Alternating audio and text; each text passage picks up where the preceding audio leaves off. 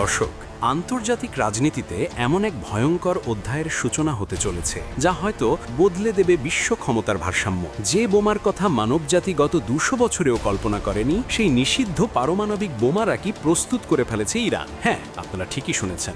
পশ্চিমা বিশ্ব যাকে বরাবর ধোঁকাবাজ বলে এসেছে, সেই ইরান কি সত্যি এমন এক মারণাস্ত্র তৈরি করেছে যা আমেরিকার ক্ষমতাকে চ্যালেঞ্জ করবে, ইসরায়েলের রাতের ঘুম কেড়ে নেবে?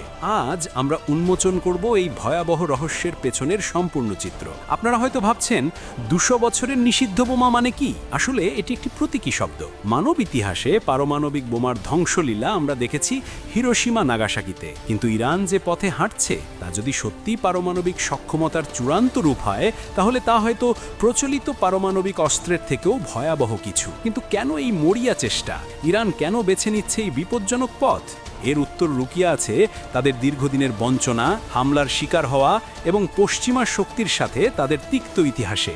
স্মরণ করুন সেই দিনগুলোর কথা যখন আমেরিকার ড্রোন হামলায় নিহত হয়েছিলেন ইরানের শীর্ষ জেনারেল কাশেম সোলেইমানি, কিংবা ইসরায়েলের বারবার পারমাণবিক স্থাপনায় গুপ্ত হামলা এবং সাইবার আক্রমণের ঘটনা। নাতাঞ্জ বা ফোর্দর মতো ইরানের গুরুত্বপূর্ণ পারমাণবিক কেন্দ্রে একের পর এক রহস্যজনক বিস্ফোরণ, বিজ্ঞানী হত্যা।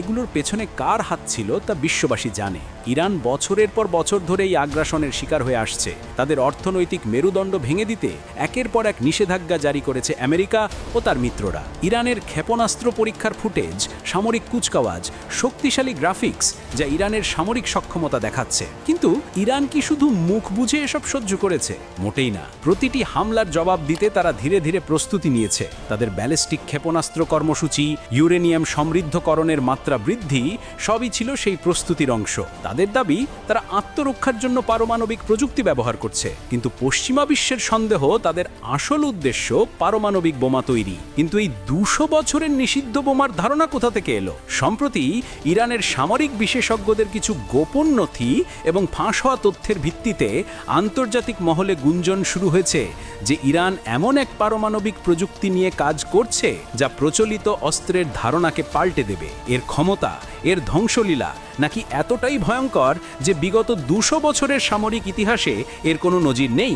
যদিও এর বিস্তারিত তথ্য এখনও অস্পষ্ট, তবে বিশ্বজুড়ে এই খবরে সৃষ্টি হয়েছে চরম উদ্বেগ। ইসরায়েল এবং আমেরিকার ইন্টেলিজেন্স সংস্থাগুলো নাকি এই তথ্য যাচাই করতে মরিয়া হয়ে উঠেছে।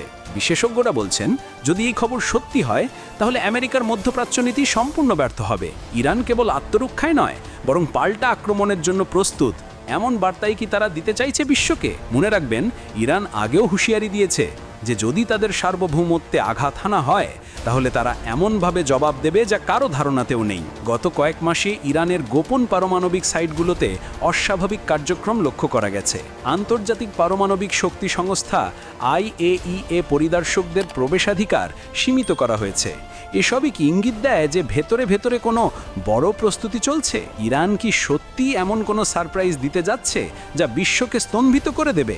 আমেরিকা কি এই পরিস্থিতি সামলাতে পারবে, নাকি তাদের খেলা শেষ হওয়ার উপক্রম হচ্ছে?